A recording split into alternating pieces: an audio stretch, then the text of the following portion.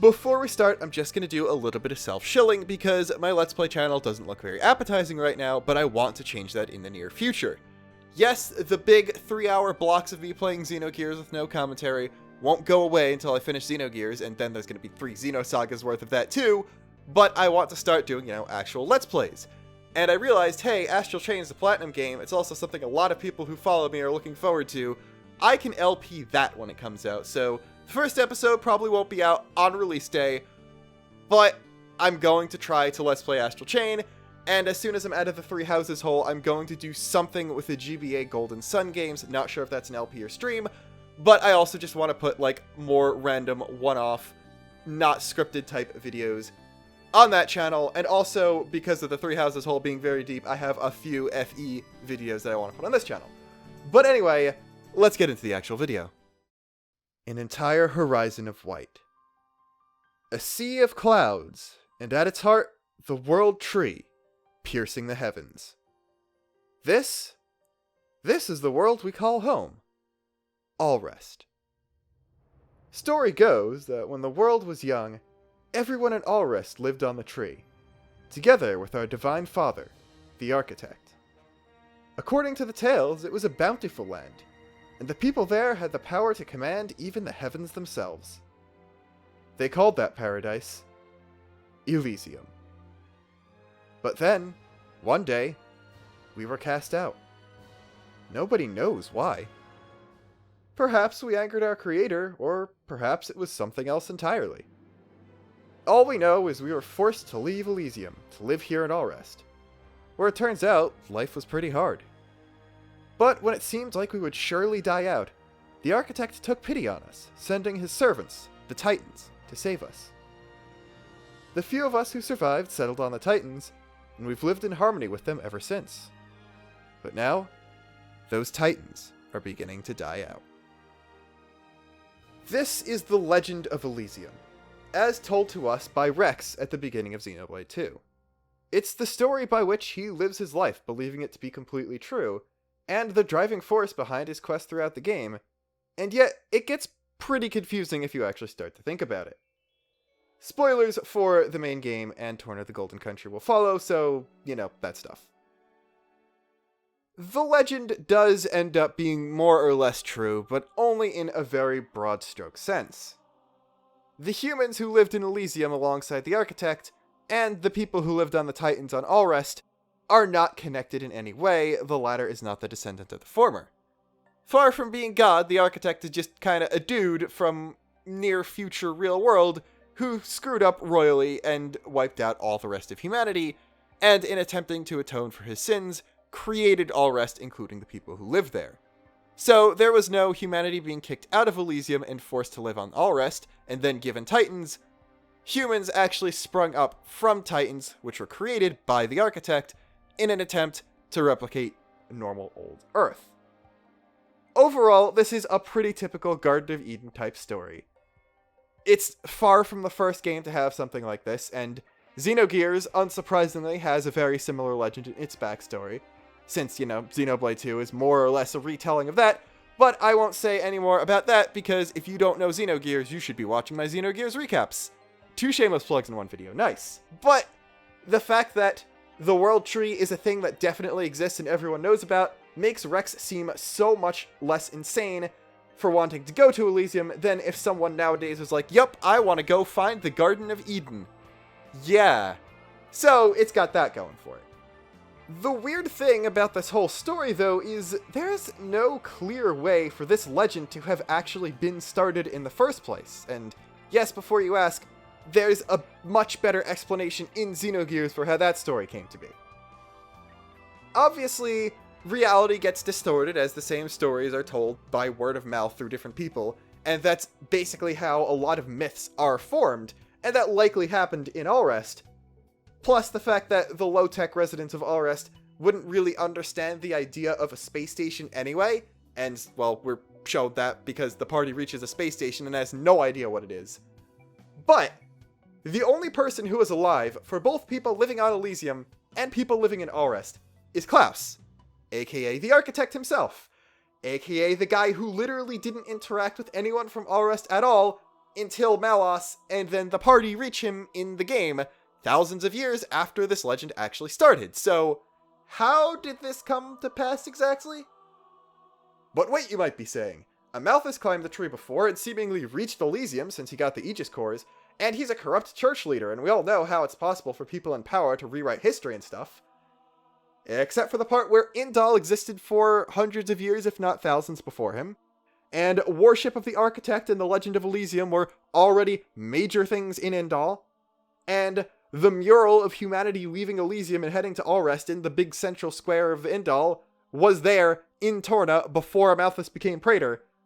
So, I came up with 4 possible, though not necessarily plausible, explanations for how the legend is in the state it is. Number 1. The full story was actually known at some point.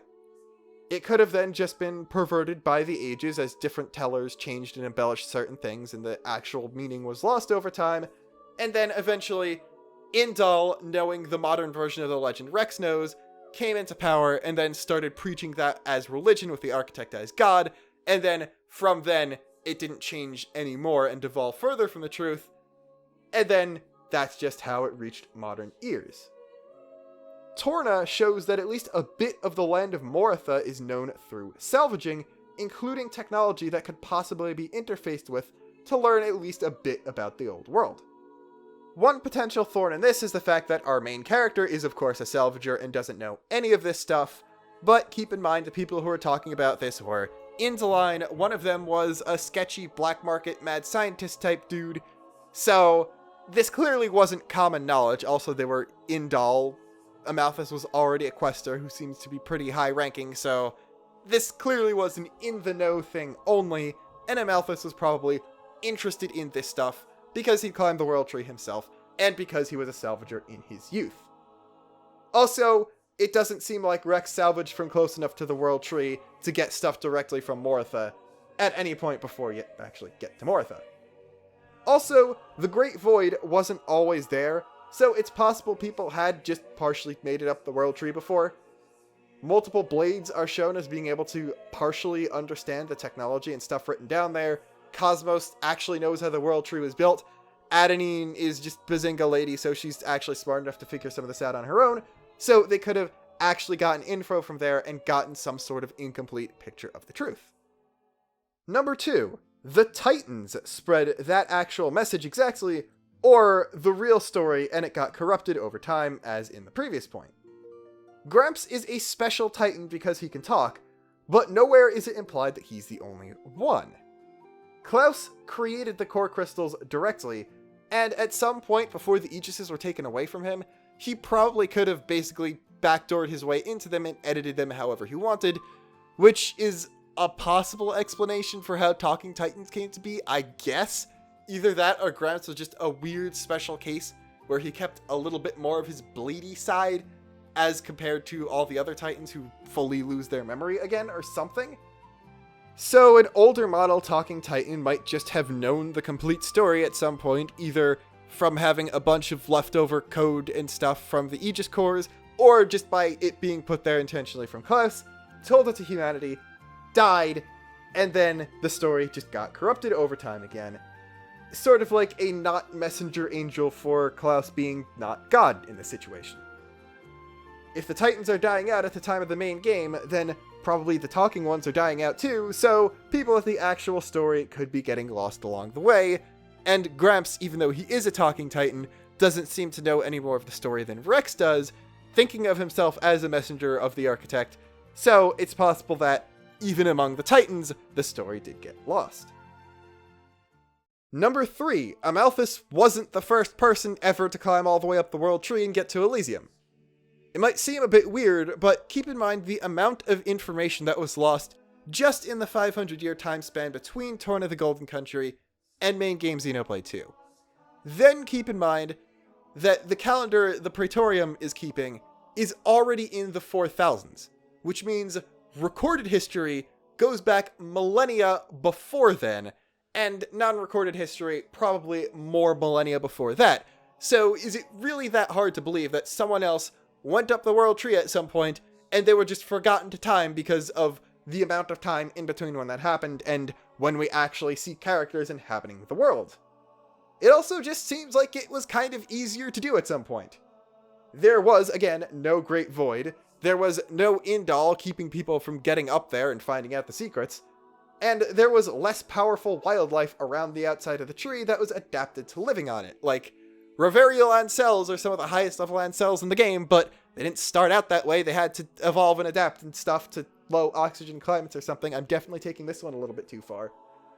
So, at some point in the distant past, the only real threat to climbing all the way up the tree would be the robotic defenses.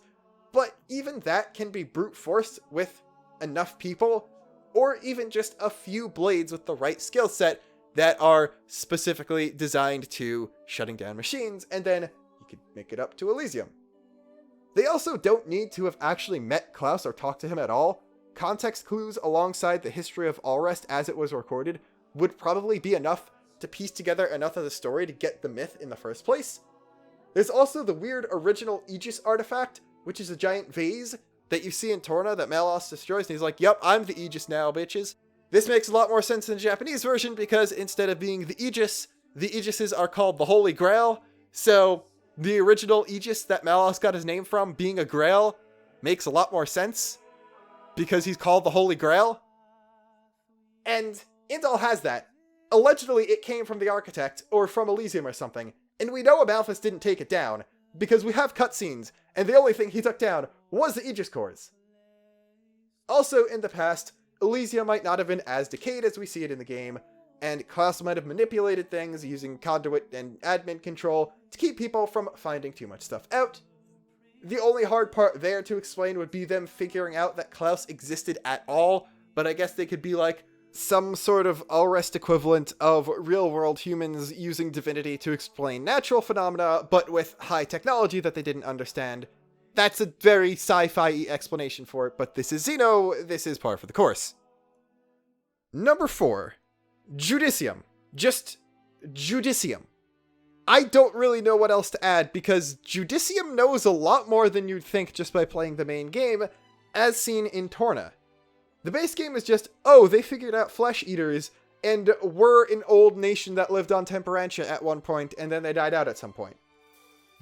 But apparently, they were the direct predecessor to Indal, which has a chokehold on the world. They knew a lot about Moritha. They possibly had the Titan life cycle figured out before Torna ever did.